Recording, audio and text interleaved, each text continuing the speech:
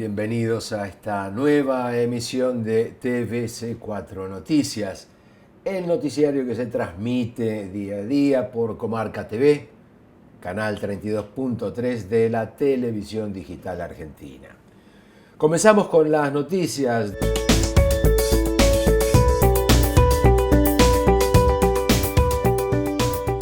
Y nos vamos a Suiza, donde tras un referéndum quedó establecido que la homofobia será considerada un delito.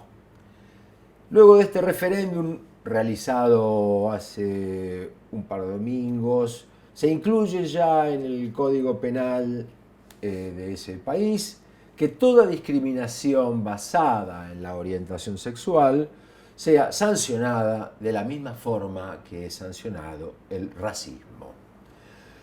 Por supuesto, los grupos de ultraderecha se opusieron al proyecto en Suiza, pero con el 63.1% de los votos se aprobó la legislación finalmente. Esta legislación que homologa la homofobia, tal como se lo hace con los casos de discriminación por razones religiosas, raciales o contra grupos étnicos que se encuentran explícitamente prohibidas. El gobierno y el Parlamento suizo respaldaron esta propuesta para reforzar la protección contra la homofobia, ya que, dicen, la dignidad humana es un valor fundamental en la sociedad suiza y el comportamiento discriminatorio viola los principios garantizados por la Constitución Federal.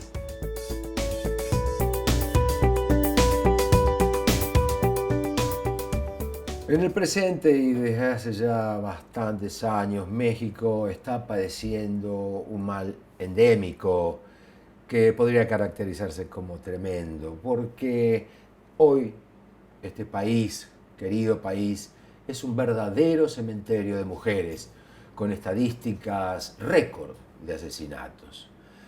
En estos días, 2 femicidios consecutivos pusieron de punta a la sociedad ante la ausencia de la acción oficial. Esta estadística, como decíamos, es aterradora.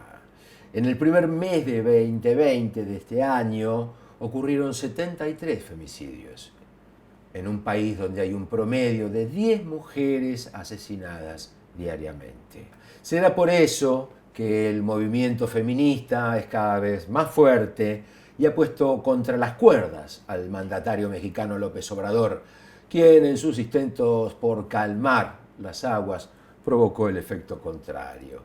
Así, las mujeres mexicanas lanzaron la convocatoria Un Día Sin Mujeres, propuesta que se realizó el lunes 9 tras la marcha del Día Internacional de la Mujer, y tuvo luego entonces ese día 9 el paro nacional de mujeres.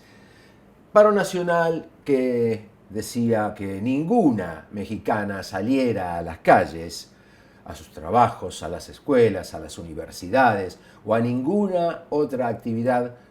¿Para qué? Para demostrar su importancia social, económica y cultural en la vida de un país donde no se las respeta.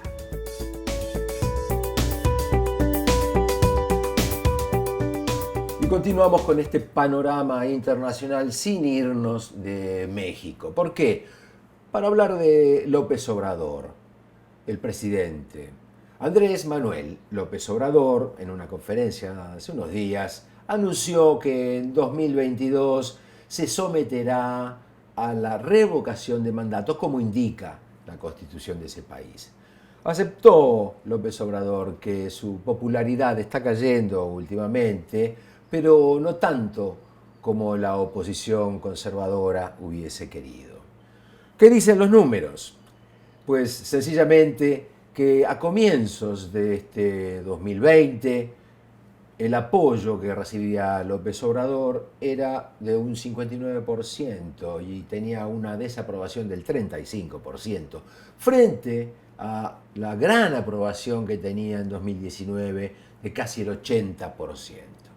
Sin embargo, no todo es negativo para el presidente mexicano, ya que el 55% de sus compatriotas confían en él, el 67% lo considera un mandatario simpático, el 60% afirma que es un mandatario justo, el 58% que es honesto, el 53% cree que habla con total verdad y un 48% tiene la percepción de que su acción une al país. Dice López Obrador, sufrimos desgastes porque imagínense enfrentarse a los corruptos que no quieren dejar de robar. Según él, sus opositores están muy molestos por las reformas constitucionales que puso en marcha, como la no condonación de impuestos, la extinción de dominio o también convertir en delito grave la facturación falsa y la corrupción. Afirma además el presidente que su administración no está pagando absolutamente publicidad como hicieron pasados gobiernos que gastaron millones en ese artilugio. Como si fuera poco, retó a los conservadores con esa expresividad bien mexicana, diciéndole a que le echen ganas, pues se someterá a la revocación de mandato en 2022. Y concluyó, el día que el pueblo no me quiera, ese día voy a llorar y me voy a ir a Palenque. Así cerró con este emotivo toque su conferencia de prensa el presidente mexicano Andrés Manuel López Obrador.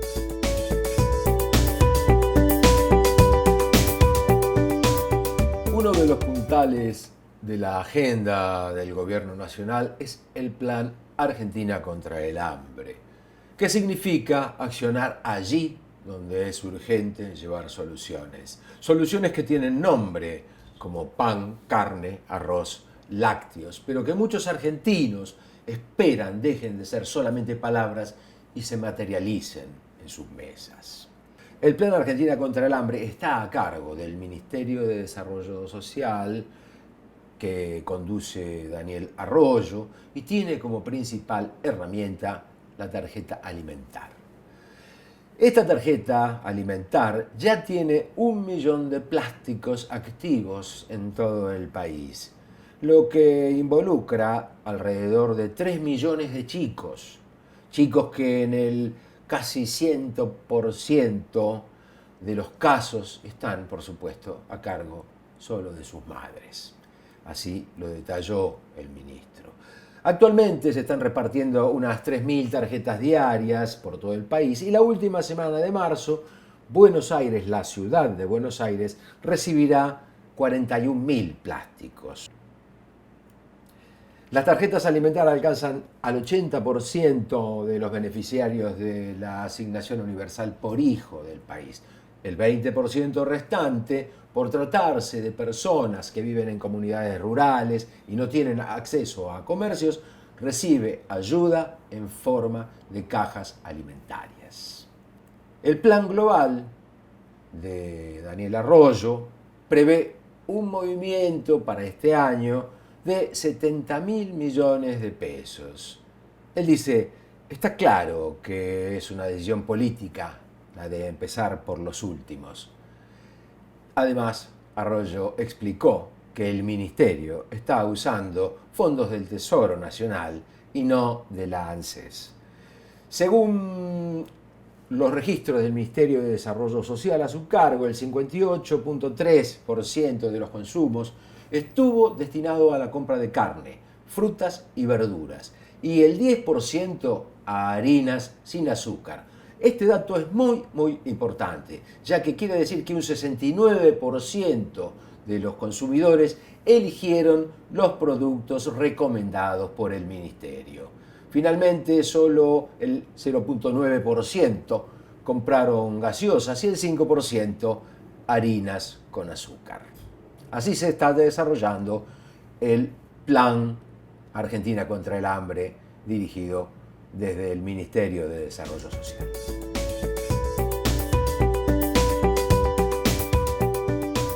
Y Bien, vamos a continuar con informaciones de nuestro país, en este caso una importantísima ley votada hace unos días, tanto por la Cámara de Diputados como por la de Senadores.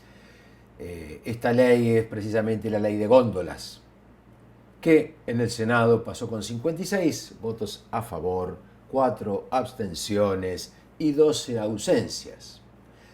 De aplicación en las 13 cadenas de supermercados que tiene el país, esta ley les exige que cada góndola tenga como máximo el 30% de productos de una misma empresa. Además, deben coexistir, insisto, en esa misma góndola, productos de 5 proveedores diferentes. Las pymes, en particular, ahora van a tener un 25% del espacio de esas góndolas y un 50% en lo que se llaman islas de exhibición y los exhibidores cercanos a las cajas. Además, les acorta la cadena de pagos, los plazos, a los pequeños y medianos comerciantes industriales, lo que redunda en menores costos y en una competencia mejor dirigida. La norma prohíbe alquilar espacios preferenciales como ocurre habitualmente y obliga a ubicar a mano productos que tengan que ver con el menor costo. Restringe también, además, el espacio para las principales marcas.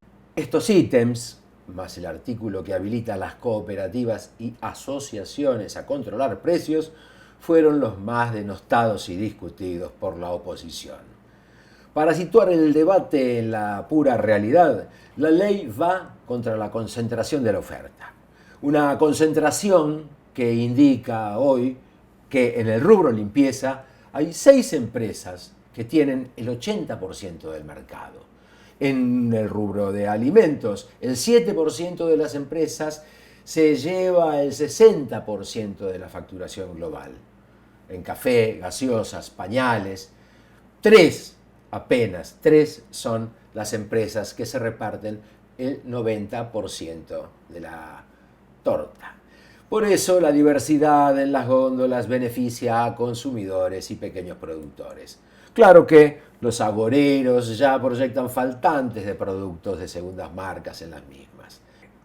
Un párrafo aparte para la presidenta del Senado, expresidenta de la Nación, Cristina Fernández de Kirchner, que cuando los senadores de la oposición se abstuvieron de votar, y estos fueron los radicales Martín Lustau, Esteban Bullrich, Lucía Crexel y el santacruceño Eduardo Costa, Cristina hizo un comentario irónico ante la salida de este último personaje.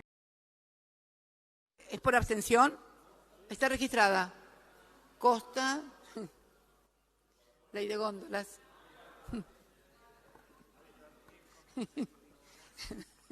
Ley de góndolas, claro, ya me imaginaba. Sí, claro. 4 abstenciones. Se abstienen para votar ley de góndolas la senadora Crexel, el senador Costa, el senador Lustó y el senador Bullrich. Bien, esos 4 se abstienen. Ironizó en alusión a que este señor es el dueño de la cadena de supermercados más grande de la provincia de Santa Cruz, llamada Hipertehuelche, y un notorio opositor a las políticas kirchneristas.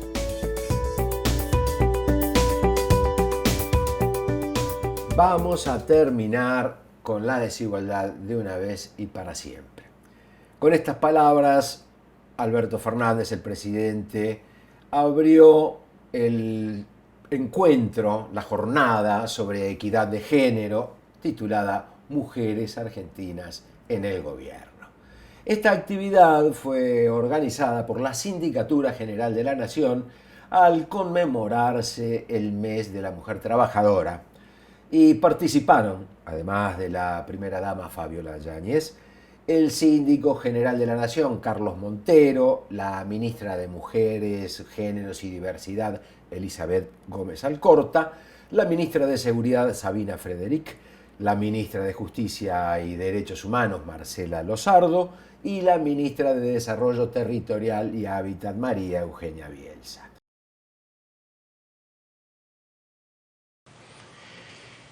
¿Saben por qué estamos acá hablando desde el 10 de diciembre de la mujer, de los derechos más allá del género que cada uno tiene? ¿Saben por qué el domingo hablé de ampliar los derechos de la mujer? ¿Saben por qué hoy abrimos la semana de la mujer? Porque la sociedad cambió y porque esto tiene que cambiar y porque no se soporta más seguir viviendo en un sistema donde hay algunos que son más iguales que otros. Solamente por eso. Y lo que pasa es mérito de un colectivo feminista que hace un tiempo empezó a levantar las banderas en Argentina diciendo basta, basta de un montón de cosas. Yo siento que a mí me tocó el privilegio de ser el presidente donde todo esto está ocurriendo. Y lo único que hago yo es tratar de ponerme al frente para ir acompañando desde el gobierno lo que todos ustedes día a día hacen. Y eso para mí es un enorme privilegio y es una enorme suerte. Pero no es algo que hago yo, es algo que hace la sociedad argentina, no lo hago yo. Lo hace la sociedad argentina. Lo hacemos todos y por eso es más valioso. Porque no es una decisión mía, es una decisión de todos, de todas y de todes. Es una decisión del conjunto social. Es maravilloso que la Argentina haga esto. Esas son las epopeyas que debemos celebrar, donde todos nos ponemos codo a codo a terminar con la injusticia, porque nada hay más injusto que la desigualdad. Nada. Pero les pido que no cedan, que no paren, que como sociedad no nos detengamos. Falta un montón todavía, ¿eh? Falta un montón. Hemos dado pasos muy importantes, pero falta mucho, falta mucho. Y todavía hay resistencias, todavía hay resistencias.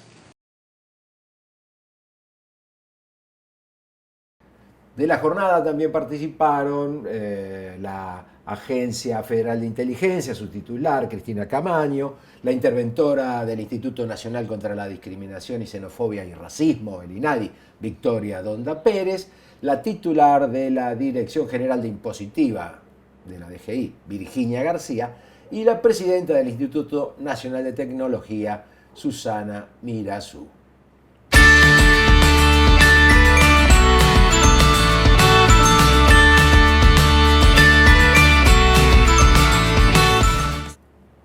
Vamos a referirnos a una efeméride completamente especial para nosotros, porque hay un día en este mes de marzo que debería ser considerado fecha patria, y es el día 7 de marzo. ¿Por qué? Porque justamente en esa fecha, en 1906, nace en Santiago del Estero el doctor Ramón Carrillo. Ramón Carrillo, padre del sanitarismo en la Argentina, investigador, el que llevó a cabo una transformación sin precedentes en la salud pública de nuestro país durante el primer periodo peronista. Allí, en esa época, fue secretario y luego ministro de Salud Pública nombrado por el general Juan Perón. E hizo su trabajo desde una concepción social de la medicina. Por dar unos ejemplos, entre 1946 y 1951, construyó 21 hospitales con una capacidad para 22.000 camas. Se estableció la gratuidad de la atención de los pacientes, los estudios, los tratamientos, la provisión de medicamentos. Un novedoso tren sanitario recorría durante 4 meses al año el país. Y además se pudo erradicar con sus políticas el paludismo, se eliminó la epidemia de tifus y brucelosis y además se logró combatir por completo la sífilis y disminuir en buena proporción el mal de Chagas. Tras el derrocamiento del general Perón en 1955 emigró a Brasil y allí falleció en la pobreza, en Belén do Pará, en diciembre de 1956. Este verdadero héroe nacional quien nos deja esta frase para meditar. Frente a las enfermedades que genera la miseria, frente a la tristeza, frente a la angustia y el infortunio social de los pueblos, los microbios, como causas de enfermedad, son unas pobres causas.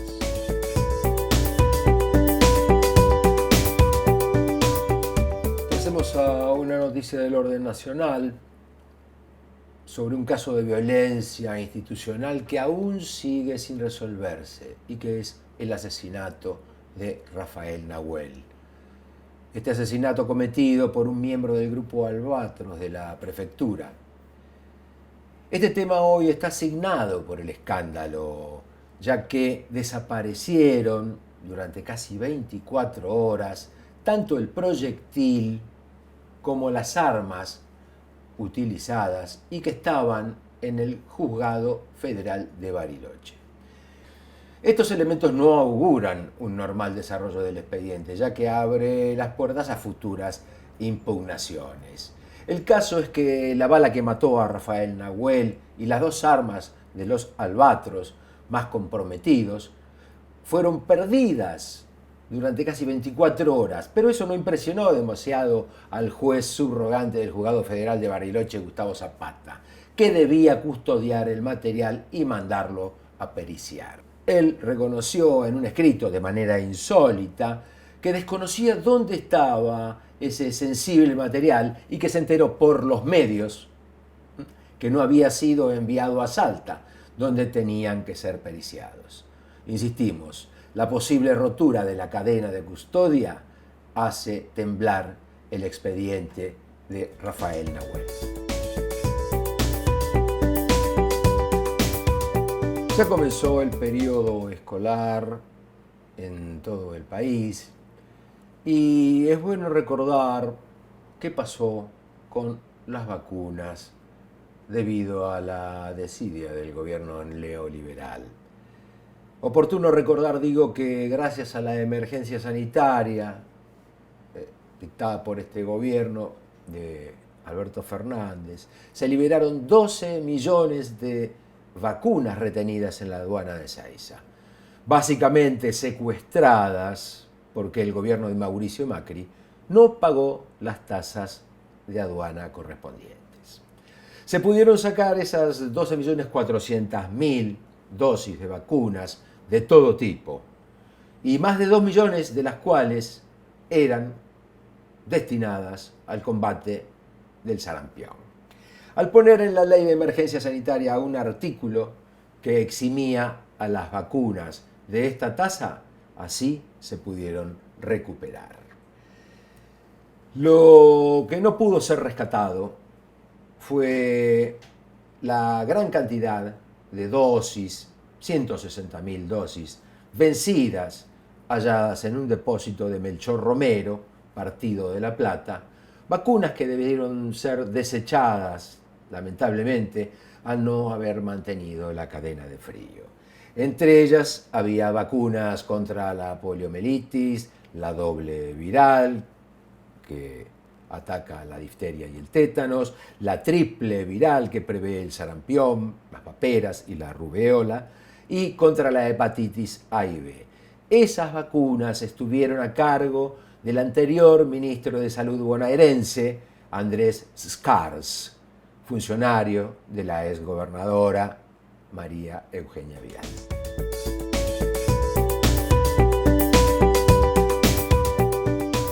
Continuamos con una información del orden local. Local quiero decir capitalino. Un centro de estudios único en el mundo está a punto de desaparecer y las 130 personas que concurren a él en riesgo, por supuesto, de perder su estudio. Estoy hablando del Bachillerato Popular Mochacelis, y los damnificados son alumnos y alumnas del primer espacio educativo en el mundo para personas trans, travestis, transexuales y transgénero, que funciona en la capital federal desde finales de 2011. El caso es que en la actualidad, en el Bachi, como lo llaman afectuosamente sus alumnas y alumnos. Pasaron 3 semanas y las clases aún no han comenzado. El motivo, la falta de fondos para cubrir los gastos de la sede situada en Chacarita. Actualmente forman parte de esta escuela secundaria pública y gratuita más de 130 estudiantes trans y no trans. Y tienen un plan de estudio de 3 años que les ofrece el título de Bachiller Perito Auxiliar en Desarrollo de las Comunidades. Tras 9 años de trabajo ininterrumpido y muchísima experiencia acumulada en la temática trans, LGBT y además con preocupaciones centradas en la población migrante, las madres solteras, el Mocha Celis, así se llama este centro, está sin techo y sin dinero. Si bien su director Francisco Quiñones ya ha reclamado al Ministerio de Educación de la Ciudad de Buenos Aires y al área de adultos y adolescentes, que es la dependencia que debe sostener este bachillerato, el gobierno de la ciudad lo considera un espacio de autogestión y entonces le niega el apoyo económico. La paradoja salta a la vista. Mientras el gobierno nacional hace un gesto inédito a nivel internacional como la entrega en mano del DNI 9000 y el abrazo a una persona trans, en la capital peligra uno de los pocos espacios que garantiza acceso al estudio a una población excluida. Esperamos que el Mocha siga existiendo con un presupuesto fijo y aún más con un espacio físico propio. Y así concluimos con esta emisión de TVS4 Noticias. TVS4 Noticias, donde tenemos un compromiso con la verdad. Hasta el próximo encuentro.